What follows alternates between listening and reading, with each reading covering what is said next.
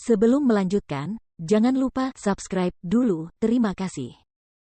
Bab 294 Perasaan Sebenarnya Para Suster. Surou sedang duduk di puncak menara tinggi di kota Vermilion-Berg. Ia duduk di tepi menara tinggi itu dan kakinya yang ramping, panjang, putih, dan indah tergantung di udara. Kedua tangannya diletakkan di atap menara sambil memandang ke kejauhan. Angin sepoi-sepoi bertiup dan meniup rambut panjangnya yang hitam legam. Angin itu meniup roknya yang cantik, tetapi tidak dapat meniup wajahnya yang menawan serta ekspresinya yang tertekan saat ini. Kakak. Tiba-tiba, sebuah suara indah terdengar dan Su Mei muncul di belakang Surou.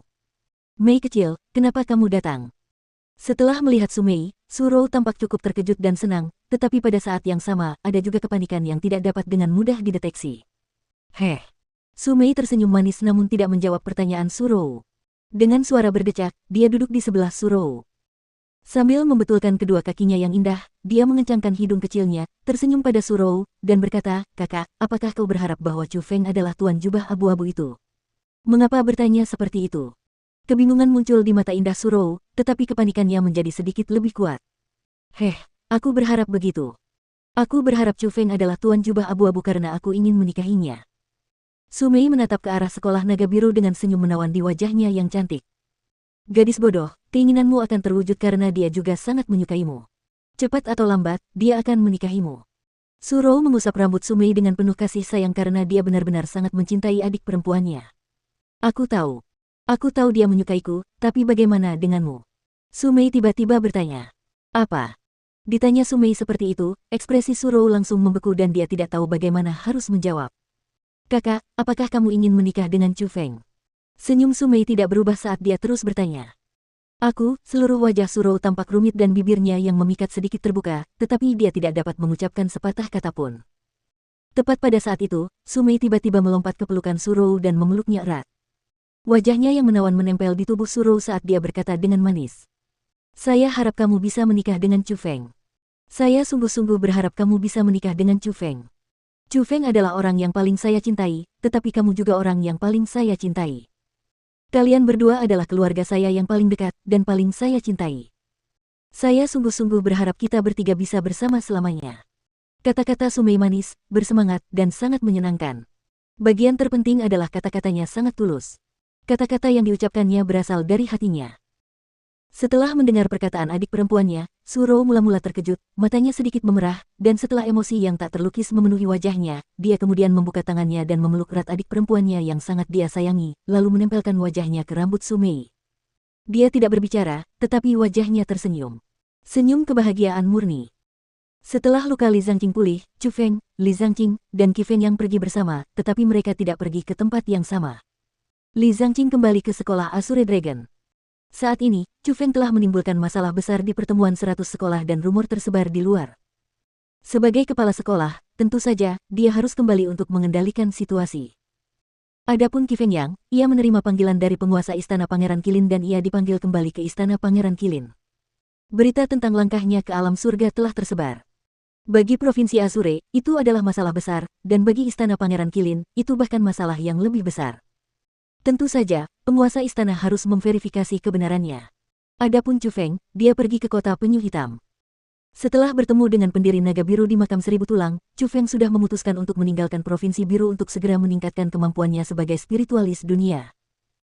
Jika dia ingin meningkatkan kemampuannya sebagai seorang spiritualis dunia, dia harus mengikuti petunjuk dari binatang mengerikan yang misterius dan kuat yang berada di menara hantu Asura dan menemukan harta karun yang ditinggalkannya. Namun, sebelum meninggalkan Provinsi Azure, Chu Feng harus melakukan satu hal, yaitu pergi ke kota kura-kura hitam. Dia ingin pergi ke sana dan melihat apakah dia bisa menemukan pintu masuk lain ke makam kaisar dan apakah dia bisa mendapatkan sesuatu dari sana atau tidak. Yaitu, Chu Feng yang sekarang sedang duduk di atas elang berkepala putih dan terbang cepat menuju kota kura-kura hitam. Namun tiba-tiba, dia mengernyitkan dahinya, dan setelah itu, dia dengan cepat mengubah arah. Saat dia menunggangi elang berkepala putih, dia terbang ke arah lain. Lari, lari. Kalau kita tertangkap, kita mati. Ah, gelombang-gelombang. Aku tidak mau dimakan oleh makhluk itu. Pasti sakit. Di dalam hutan di luar perbatasan kota kura-kura hitam, dua anak laki-laki berlari dengan cepat. Di belakang mereka berdua ada seekor macan tutul hutan yang ganas. Kedua anak laki-laki itu ketakutan dan bahkan sepatu mereka hilang saat berlari. Terlihat betapa banyak tenaga yang mereka keluarkan untuk berlari, tetapi sia-sia karena kecepatan macan tutul hutan itu terlalu cepat. Seperti anak panah yang baru saja lepas dari busurnya, ia dengan cepat mendekat. Saat ini ia sedang membuka mulutnya yang besar dan berdarah dan bersiap untuk menyantap hidangan lezat. Wah, gelombang, gelombang, gelombang. Namun tepat pada saat itu, terdengar suara teriakan yang memekakkan telinga dari langit. Teriakan itu tidak hanya menarik perhatian kedua anak laki-laki itu, bahkan macan tutul hutan itu pun menghentikan langkahnya mengejar, mengangkat kepalanya, dan melihat ke arah langit. Asteris Hu. Pada saat itu, angin kencang bertiup kencang dan menyebabkan pecahan batu beterbangan. Setelah itu, seekor elang kepala putih besar turun dari langit, dan dengan desiran, Chu Feng melompat turun dari elang kepala putih dan tiba di depan kedua anak laki-laki itu. Setelah melihat Chu Feng, kedua anak laki-laki itu seolah-olah melihat satu-satunya harapan mereka dan dengan cepat melompat ke pelukan Chu Feng. Mereka dengan takut menatap macan tutul hutan di belakang mereka, seolah-olah mereka memberitahu Chu Feng bahwa kucing besar itu ingin memakan mereka. Pada saat itu, macan tutul hutan itu sedikit ragu-ragu. Ia bimbang antara pergi atau terus maju. Pada akhirnya, saat ia menghadapi makanannya yang lembut dan lezat, ia tetap melangkah maju dan masih ingin menyerang. Namun tepat saat itu, Chu Feng tiba-tiba berteriak dengan keras. Kedengarannya seperti suara biasa, namun seperti pedang tajam yang tak terlihat saat menusuk macan tutul hutan. Wah, gelombang-gelombang, macan tutul hutan itu merintih kesakitan dan terlempar puluhan meter jauhnya. Tak lama kemudian, ia berbalik, berlari dengan gila-gilaan ke arah hutan sambil tersandung, dan bahkan tanpa menoleh, ia menerobos masuk ke dalam hutan. Baiklah, jangan takut, tidak ada apa-apa di sini sekarang. Chu Feng tersenyum sambil membelai kedua anak laki-laki yang ada dalam pelukannya. Dia bisa merasakan tubuh anak-anak laki-laki itu yang gemetar, dan dia bisa merasakan ketakutan di hati mereka. Asteris embus. Namun saat itu, kedua anak laki-laki itu tiba-tiba berlutut di tanah dan bersujud kepada Chu Feng. Saat mereka bersujud, mereka berkata kepada Chu Feng, "Dewa Agung, kami mohon padamu, mohon terimalah kami sebagai murid. Dewa Agung, kami mohon padamu, mohon terimalah kami sebagai murid. Ayo, berdiri dan bicara." Sebagai seorang pria, apa yang salah dengan berlutut setelah melihat seseorang? Saat dia menghadapi tindakan kedua anak laki-laki itu, Chu Feng tersenyum tak berdaya, lalu dia pergi untuk menopang mereka. Pada saat itu, Chu Feng dapat melihat dengan jelas bahwa penampilan kedua anak laki-laki itu tidak lebih dari usia 7 atau 8 tahun. Lebih tepatnya, tulang mereka belum berkembang dan mereka belum mencapai usia kultivasi bela diri.